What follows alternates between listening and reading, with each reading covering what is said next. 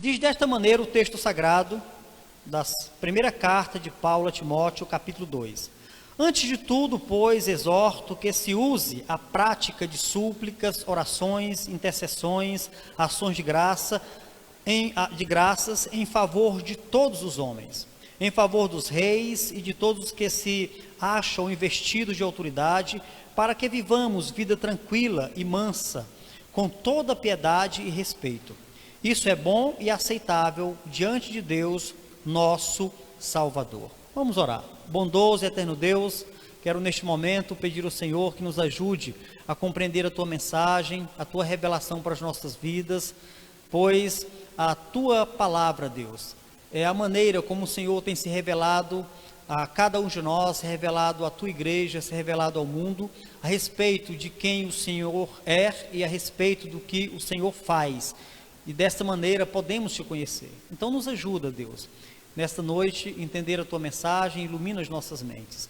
Também eu Te peço nesse momento por nosso país, nosso Brasil, Te peço por nossa cidade, aqui, Icó, que o Senhor nos ajude a entender o Teu plano e ao entender, Deus, a Tua vontade, possamos trazer conforto, esperança e perspectiva de dias melhores diante de situações que têm devastado muitas vidas e devastado, Deus, nosso país, tem levado o mundo ao caos.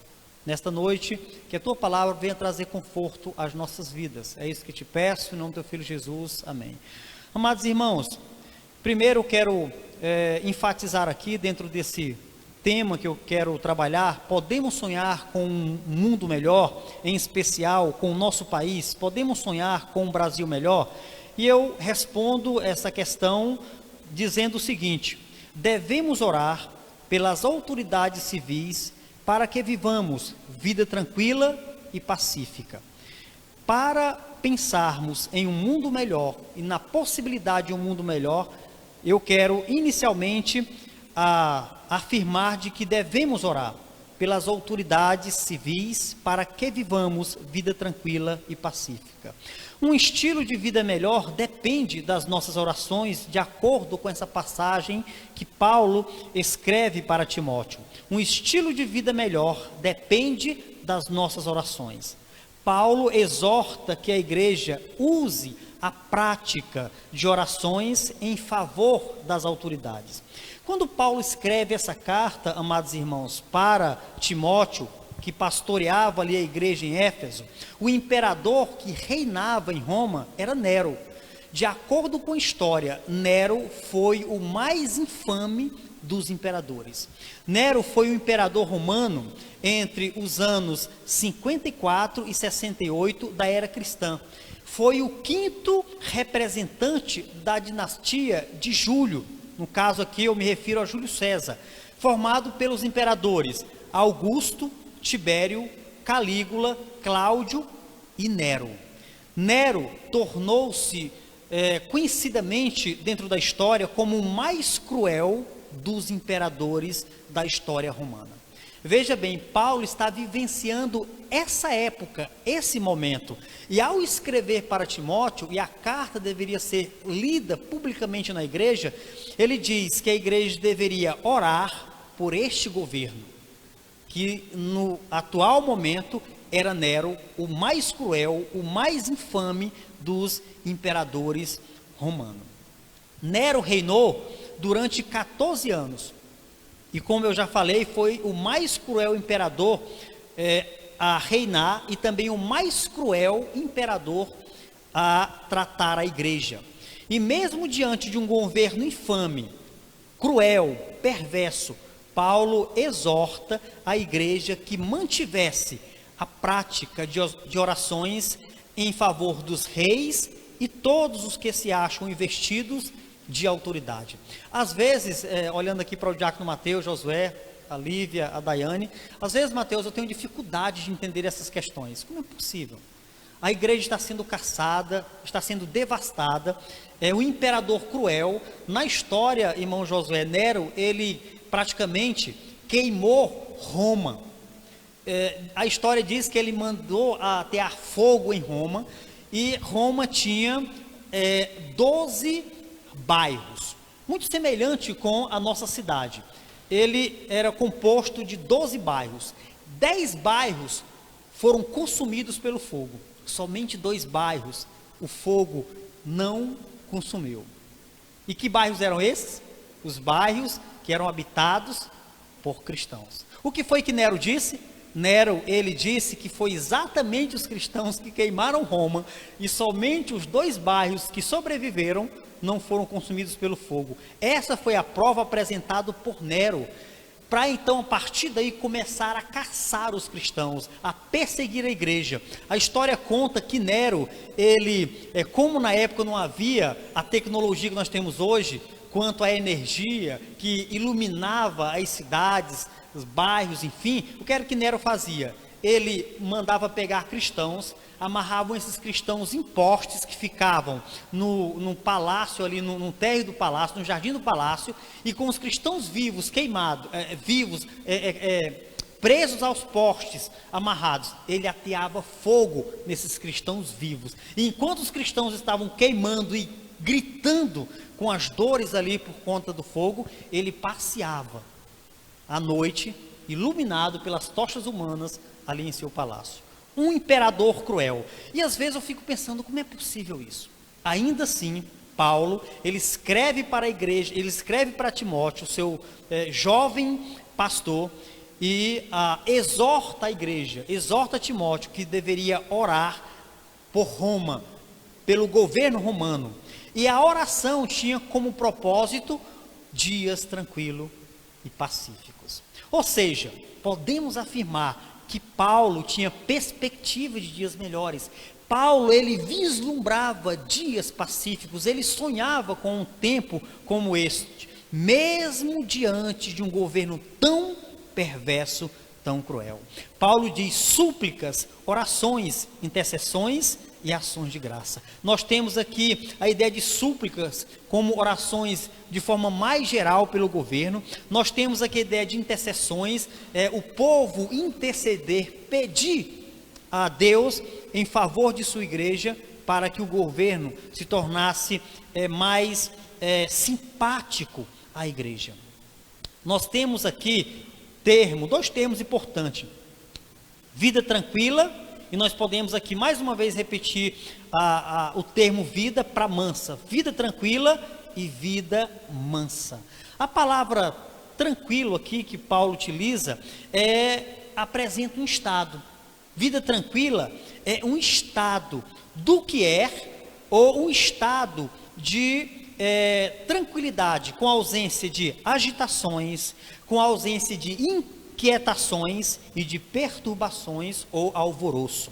Então nós temos aqui Paulo apresentando a Timóteo o fato da importância de orar por um estado de tranquilidade, onde a igreja pudesse viver um estado de tranquilidade com o seu povo, com os seus membros.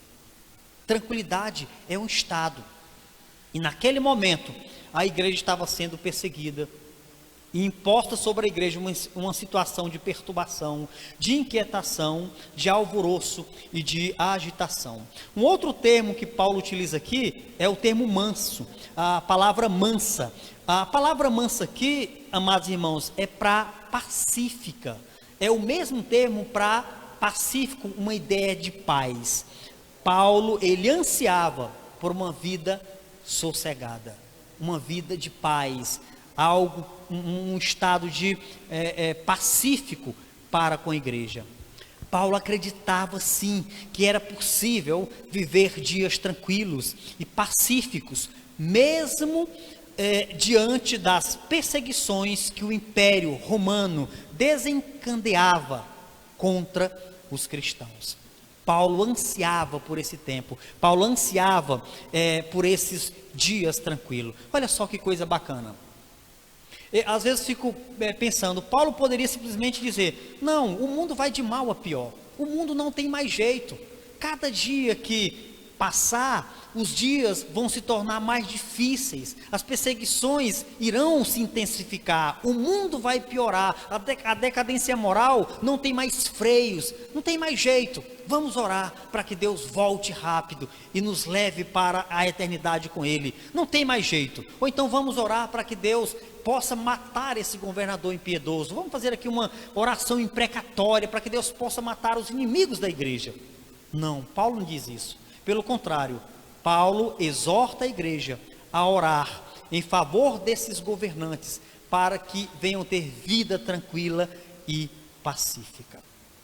Outro termo que Paulo utiliza aqui, mais dois termos importantes, é piedade e respeito.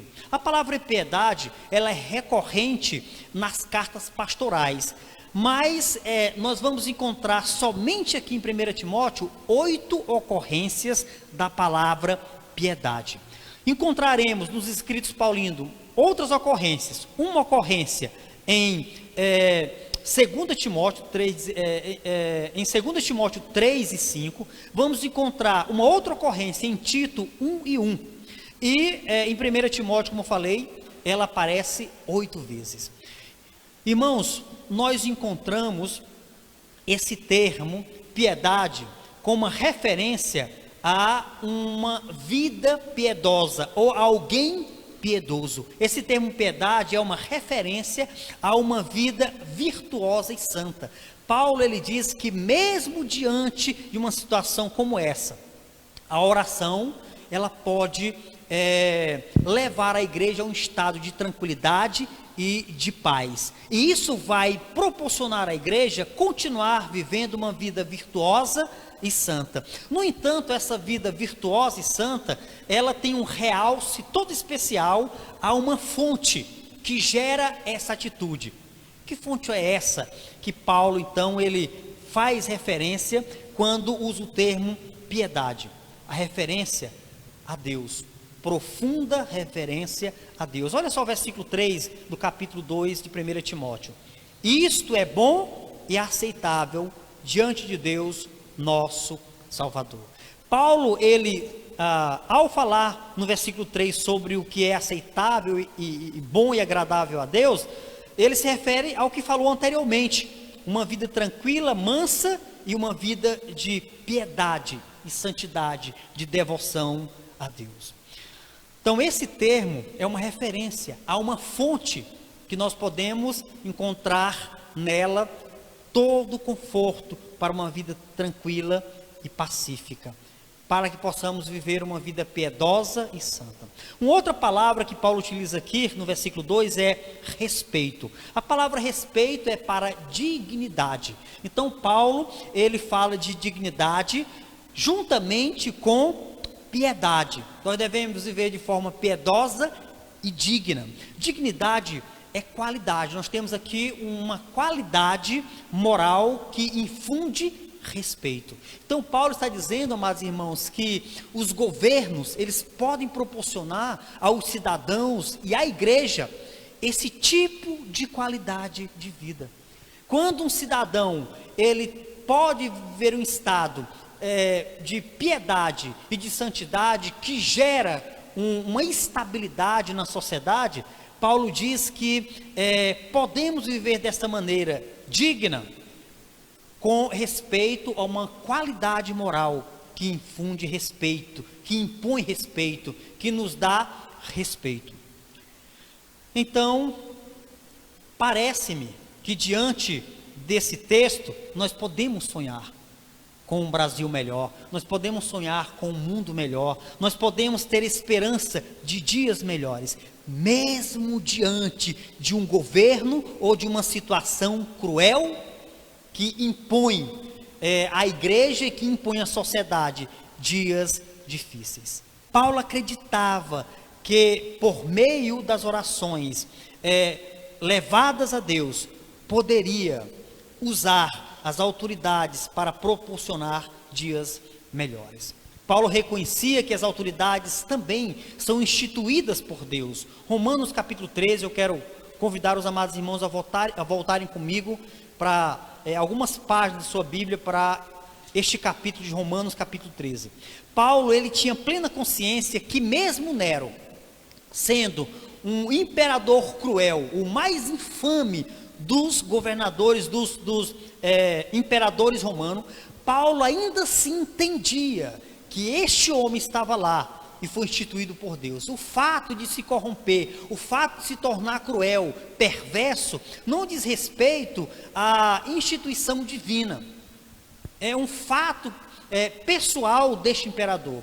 Paulo reconhecia que era possível viver dias melhores, porque Paulo tinha plena consciência que as autoridades são instituições divinas, ou é uma instituição divina. Romanos capítulo 13, versículo 1 diz assim: todo homem esteja sujeito às autoridades superiores, porque não há autoridade que não proceda de Deus, e as autoridades que existem foram por ele instituídas.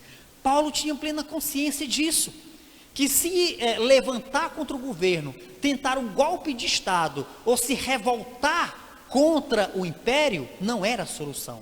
A solução seria orar por aquele que tem todo o poder sobre as autoridades, por aquele que inclusive é ele que institui toda e qualquer autoridade. Então Paulo reconhecia que as autoridades são instituídas por Deus, e também não só são instituídas por Deus, mas são ministros de Deus. Olha só o que diz Romanos 13, versículo 4: visto que a autoridade é ministro de Deus para teu bem. Ainda no versículo 6, Paulo repete mais uma vez o fato de que as autoridades são ministros de Deus. Versículo 6: por esse motivo também pagais tributos, porque são ministros de Deus. Então Paulo, ele tinha plena consciência de que as autoridades são importantes para governar e manter a ordem e o equilíbrio, e Paulo entendia que estavam nesse posto e que se achavam ali investidos de autoridade, porque alguém havia delegado autoridade para esta pessoa, e Paulo entende que Deus é esse que havia dado autoridade para o imperador romano, o imperador Nero, e era um ministro de Deus. Paulo também, ele entende que as autoridades governamentais, elas são instituições divinas, são ministros de Deus para promover o bem e reprimir o mal. Olha só o que diz o versículo 4 do capítulo 13 de Romanos: visto que a autoridade é ministro de Deus com um propósito, com uma finalidade. Primeiro, para promover o bem, para o teu bem. E Paulo continua ainda e ele diz, ainda no versículo 4: entretanto, se fizeres o mal, teme, porque não é sem motivo que ele traz a espada, pois é ministro de Deus, vingador para castigar o que pratica o mal. Então Deus instituiu as autoridades governamentais com um propósito: para promover o bem e reprimir o mal. Portanto, Paulo, ele exorta a igreja que em tempos difíceis, em tempos de grande aflição, em tempos de perseguição, em tempos de grande angústia e de crueldade, Paulo, ele inicialmente diz que a oração é a arma poderosa que nós temos para que possamos entrar na presença de Deus e pedir a Deus que instituiu essas autoridades, que possa guiá-los e, ao guiá-los, promover dias tranquilos e pacíficos. Portanto, amados irmãos, os nossos governos, eles não estão além de quem delegou a eles a autoridade. O nosso executivo, o nosso judiciário, o nosso legislativo, os governos estaduais e municipais são autoridades instituídas por Deus. Se estão errando, se estão impondo algo que nos traz sofrimento ou que discordamos, nós temos, em primeiro momento, uma arma poderosa: a oração. Podemos pedir a Deus que resolva esse problema, porque foi Ele que colocou lá essas pessoas. E se Deus colocou lá essas pessoas, Ele pode trabalhar também para guiá-los em tomadas de decisões mais acertadas, mais justas, e que venha promover o bem e reprimir todo tipo de malefício que faz o povo sofrer, gemer e padecer. Devemos orar ao nosso bondoso Deus pelas autoridades da nossa cidade, do nosso estado e do nosso país, como também pelos governos de outras nações. Essa atitude agrada a Deus. Olha só o que diz Paulo em 1 Timóteo capítulo 2 e versículo 3. Isto é bom e aceitável diante de Deus, nosso Salvador. O que é bom e aceitável diante de Deus? Que a igreja ore, suplique, interceda, apresente-se a Ele com ações de graça em favor dos reis, dos imperadores, dos governantes, para que estes promovam dias tranquilos e pacíficos. As orações da igreja, bem como dos amados irmãos, devem ser feitas a Deus, em nome de Jesus Cristo, o único mediador entre Deus e os homens. 1 Timóteo, capítulo 2, eu quero voltar lá para essa passagem, para que possamos ler essa base de que a oração deve ser feita a Deus, em nome de Jesus Cristo, porque Ele é o único mediador entre Deus e os homens. O versículo,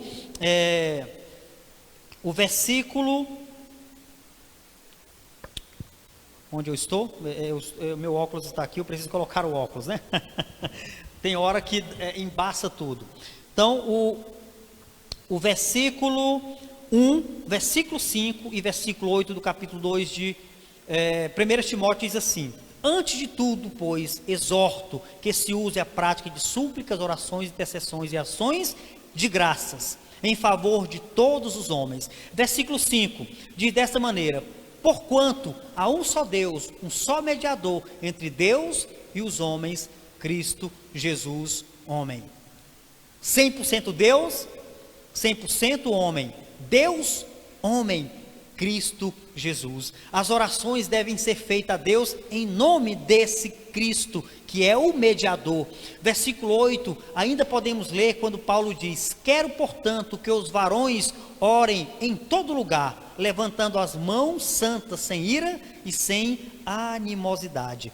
A ideia aqui, irmãos, é que devemos orar ao nosso Deus sem qualquer tipo de força que possa nos levar contra qualquer decreto real. A oração é a arma que nós temos para poder alcançar um mundo melhor, um país melhor, um lugar melhor para vivermos. Ainda o texto de Hebreus, que eu não quero ler, mas quero mencionar para que você possa anotar e acompanhar em casa, Hebreus capítulo 9, versículo 15 e Hebreus 12, 24, vai mais uma vez falar sobre Cristo como único mediador. O que é um mediador? Um mediador é aquele que está no meio, é aquele que está no meio, no centro, mediando entre duas pessoas. No caso aqui, nós podemos dizer que Jesus Cristo está mediando entre dois países, entre o lar celestial e entre o lar terreno. Ele está mediando entre o homem e Deus. Um mediador é aquele que está promovendo um acordo de paz. Em todo o país existem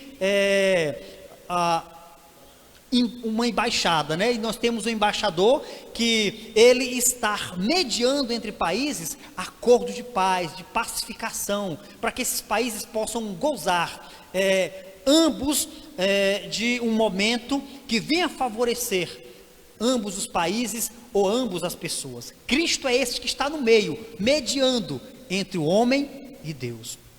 Portanto, as nossas orações, amados irmãos, devem ser feitas em nome de Deus, devem ser feitas a Deus em nome de Jesus Cristo, o único mediador. Devemos orar incessantemente por nossas autoridades, pois Deus deseja que todas as autoridades sejam salvas e cheguem ao pleno conhecimento da verdade. Olha o versículo 5 e o versículo 6 do capítulo 2, diz assim: Porquanto há um só Deus, um só mediador entre Deus e os homens, Cristo Jesus homem, o qual a si mesmo se deu em resgate por todos, testemunho que se deve prestar em tempos oportunos. O versículo 4 diz: o qual deseja que todos os homens sejam salvos e cheguem ao pleno conhecimento da verdade. Deus deseja que os governos, as autoridades sejam salvas. Nós não temos aqui, amados irmãos, um desejo decretivo. Aqui nós podemos falar a respeito de um sentimento que Deus tem para com os governos. Não estamos falando de um desejo em termos de decreto, mas em termos de sentimento que Deus tem para com os governantes, que cheguem ao pleno conhecimento e que os reconheçam como Salvador. A pergunta que eu faço é: que verdade é essa? Que todas as autoridades sejam salvas e cheguem ao pleno conhecimento da verdade. Que verdade é essa? A verdade de que existe, primeiro, um só Deus.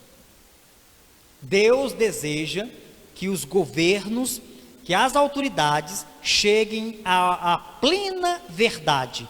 E a plena verdade é, em primeiro lugar, reconheçam que existe um só Deus. Segundo, que existe um só mediador, Cristo Jesus. E terceiro, que existe um só Salvador.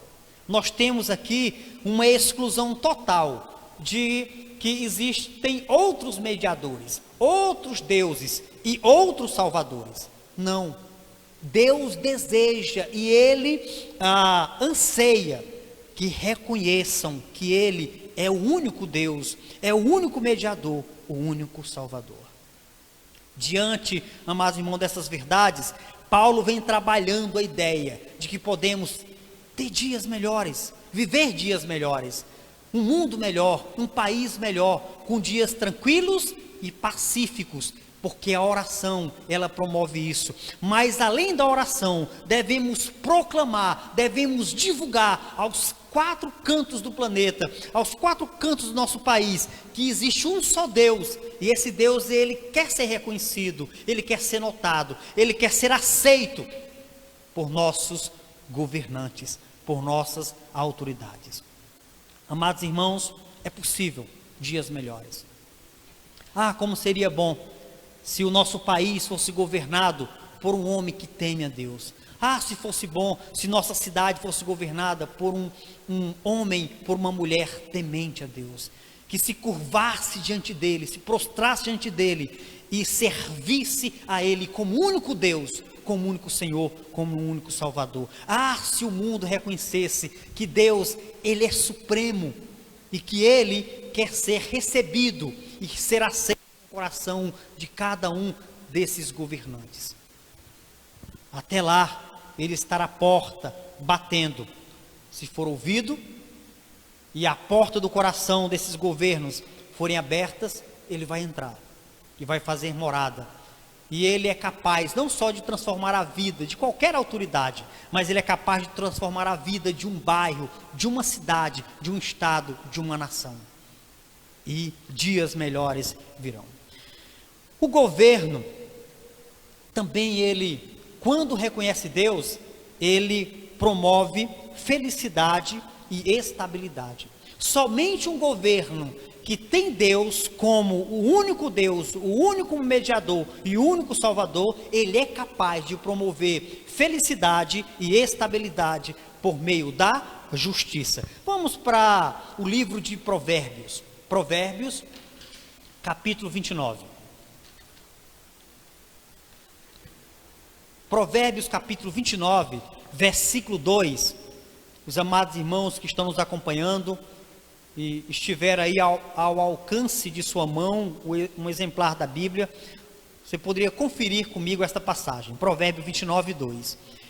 Quando se multiplicam os justos, o povo se alegra.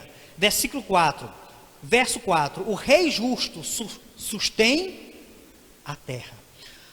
Essa passagem de Provérbios, capítulo 29, versículo 2 e 4, nós vamos encontrar aqui que o governo justo promove felicidade, ou seja, alegria, e promove estabilidade. A palavra no versículo 4 que indica estabilidade é o termo sustém. O rei justo sustém, ou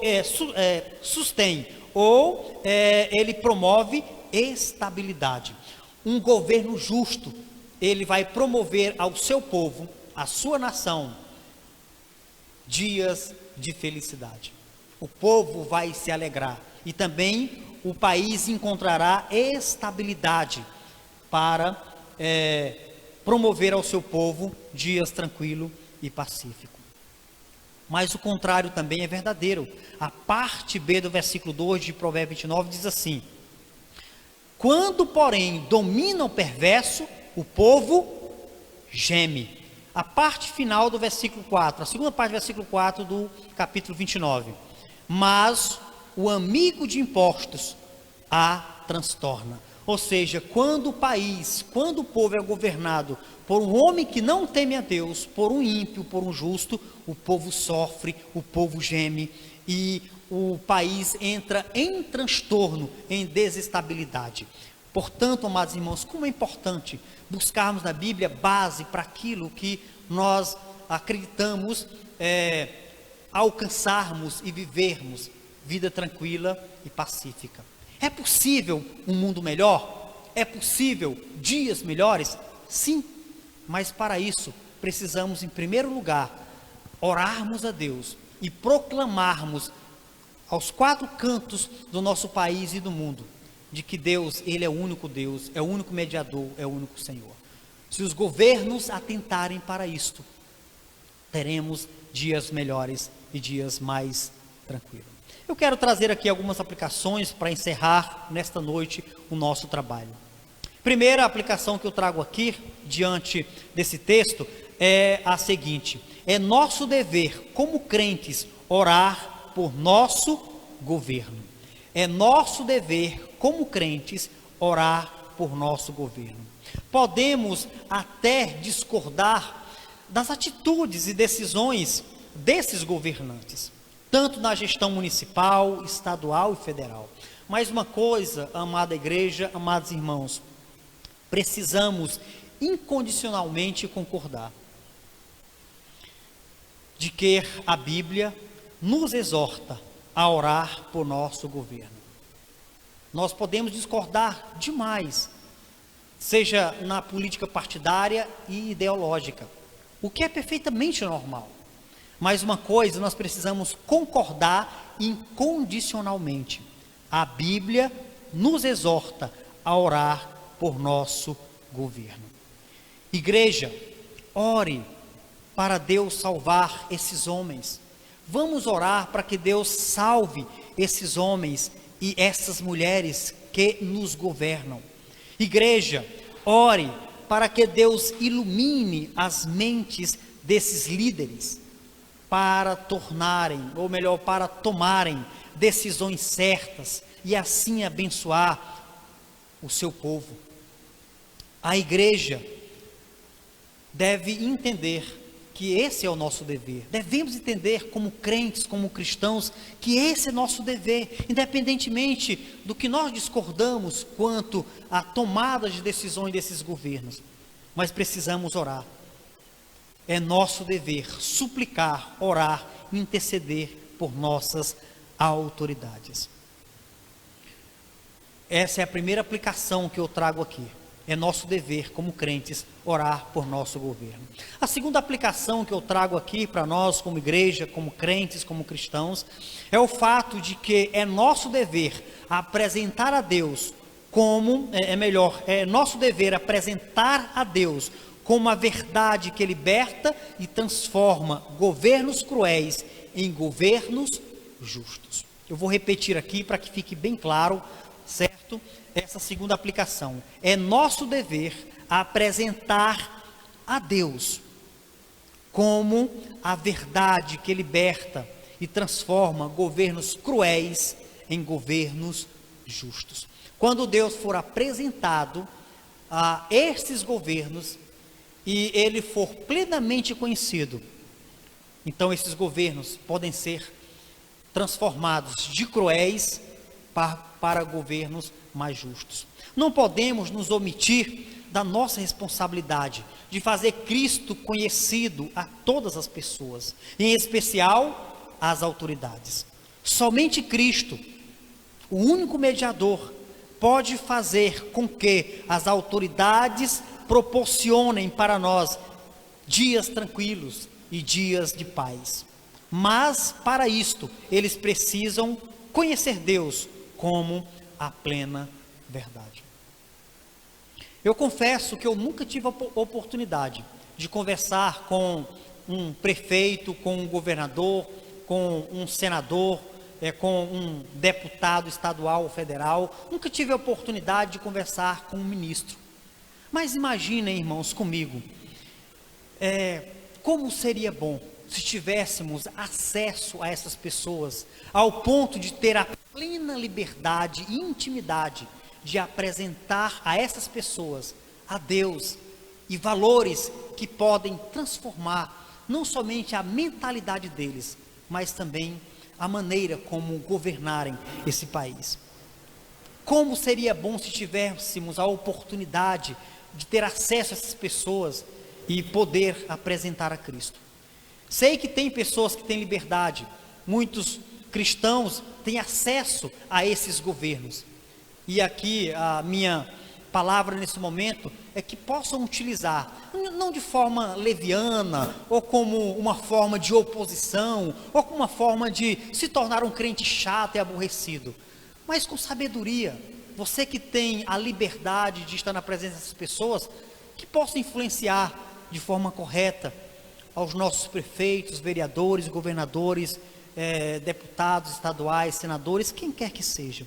Como seria bom, porque é nosso dever apresentar Deus a essas pessoas com uma única verdade que liberta e transforma governos cruéis em governos justos. A última aplicação que eu trago aqui nesta noite, desta mensagem, é a seguinte: devemos cultivar a justiça divina neste mundo mergulhado em injustiça. Como igreja, como cristão que somos, devemos cultivar a justiça divina neste mundo mergulhado em injustiça. Amados irmãos e igreja, somente a justiça de Deus pode tornar homens corruptos em cidadãos honestos. Nem mesmo a psicologia, que é tão útil, nem mesmo as ideologias que são tão úteis para o nosso país, nem mesmo um senso moral tão elevado é capaz de tornar homens corruptos em cidadãos honestos. Mas quando cultivamos a justiça de Deus, mergulhada neste mundo mergulhado em justiça, homens corruptos podem ser transformados. Irmãos, segundo o censo realizado pelo Instituto Brasileiro de Geografia e Estatística, o IBGE, geralmente essa pesquisa acontece a cada década, e a pesquisa que nós temos aqui é a última feita pelo IBGE em 2010. Nós temos aqui, de acordo com o IBGE, realizado em 2010, de que havia no Brasil, naquele momento dessa pesquisa, cerca de 42 milhões e 300 mil evangélicos no Brasil. 42 milhões e 300 mil evangélicos representam 22,2% da população brasileira. São muitos crentes. Mateus, são muitos crentes. Agora, o que é inaceitável é o fato de que um país como o Brasil, com 42 milhões de crentes, seja um dos países mais corruptos do mundo. Essa pesquisa, ela nos diz o seguinte, que 42 milhões de crentes deveriam influenciar mais na política, na moralidade, na educação, na infraestrutura, deveria influenciar mais no modo de vida do país. Os nossos políticos deveriam ser mais honestos, a nossa educação deveria ter mais qualidade, o sistema de saúde deveria ser um dos melhores do mundo, porque 42 milhões de crentes influenciando essa nação, deveríamos estar no topo da lista de uma das melhores nações do mundo. É inaceitável que um país com 42 milhões de crentes seja um país tão corrupto em toda a sua infraestrutura. Isto indica que não estamos influenciando nossa nação com os valores bíblicos adequados para transformar este país e esta cidade. Amados irmãos, isso é um fato. Nós podemos até ficar tristes, desanimados, vendo índices tão altos de cristãos no nosso país, mas ao mesmo tempo uma influência tão pérfia, tão defasada, uma influência tão deformada para com o nosso país. Portanto, nesta noite, nós apresentamos aqui a primeira resposta à pergunta que nós fazemos: podemos sonhar com um mundo melhor? Sim. Para isto, em primeiro lugar, precisamos entender que a oração, ela é a arma que nós temos para apresentar ao nosso Deus a vida dos nossos governantes, que podem proporcionar vida tranquila e pacífica. Que Deus nos ajude e nos abençoe a viver desta maneira.